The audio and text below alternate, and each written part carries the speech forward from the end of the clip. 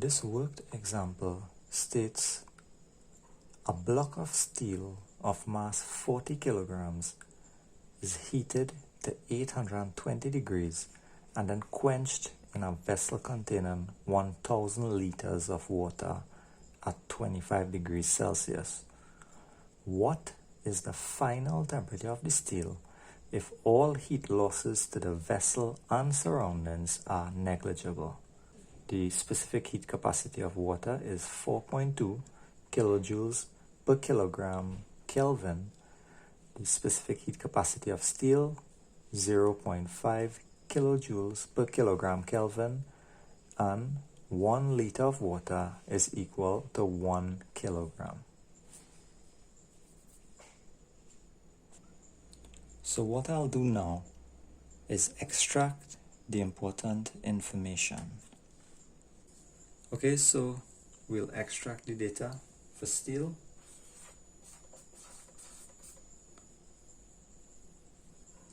We have that the mass of steel is 40 kilograms. We know that the specific heat capacity for steel is 0.5 kilojoules per kilogram degrees Celsius, and we need to calculate TF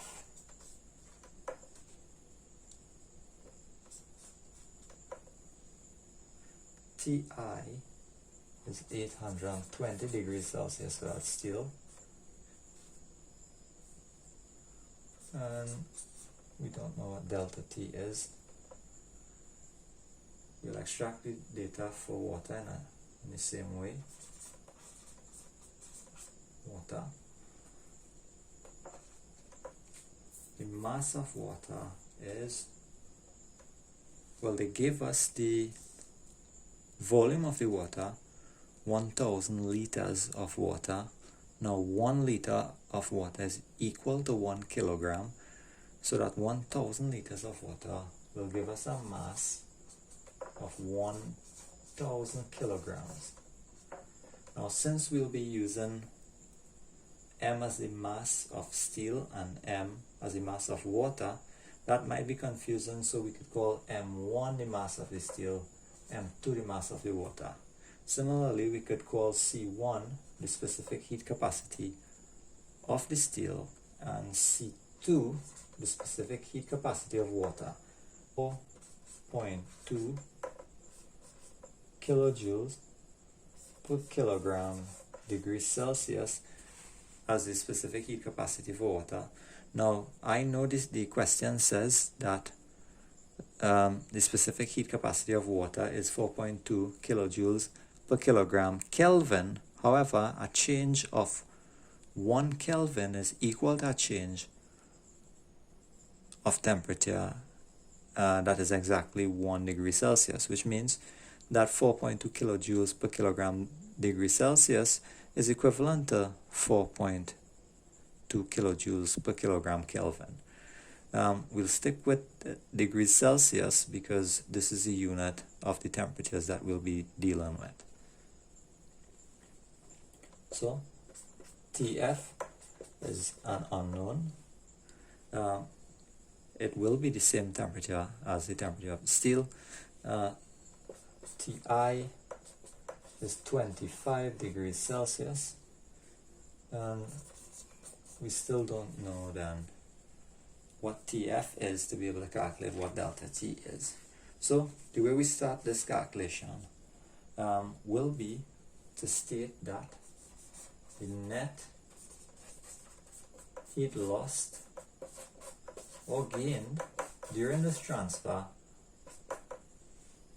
has to be 0. Now what this means is that the heat that is lost from the steel will be exactly equal to the heat that is gained by the water. Now the heat gained by the water will be positive, the heat lost by the steel will be negative. when we add both of them, the heat lost plus the heat gained, it should work to 0. So we could write that M1 C1 Tf minus Ti added to M2 C2 Tf minus Ti should work to 0. Now we could plug in these values and find for Tf, the final temperature. So let's do that.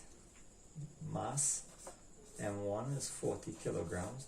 We'll multiply that by the specific heat capacity C1, 0.5 kilojoules, and I'll write the units kilogram degree Celsius underneath, multiplied by Tf, which is an unknown, minus Ti, which we know,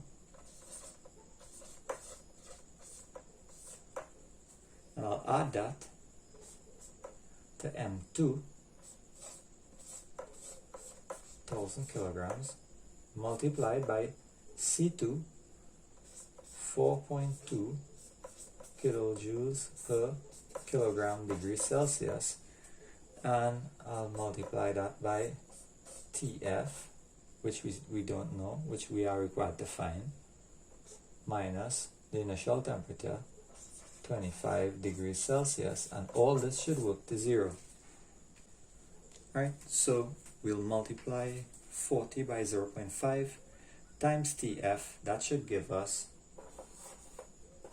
20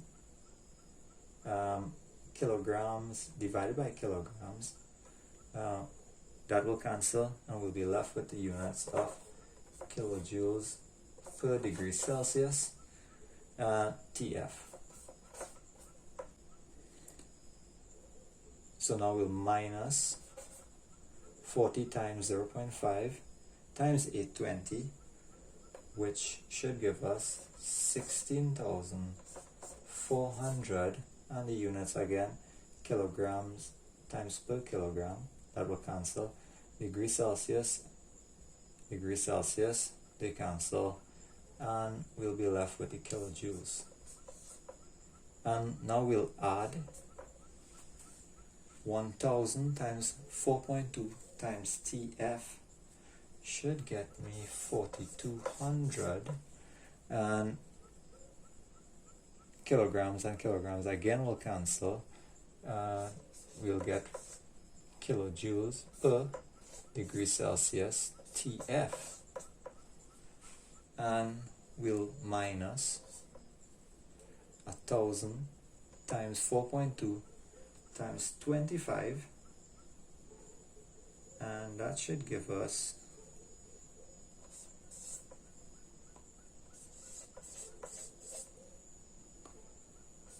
kilojoules, and all this should work to 0. So we'll simplify. We could bring the like terms together, in which case we'll get 20 add 4200 kilojoules per degree Celsius Tf. So that should give us 4220 kilojoules per degree Celsius Tf.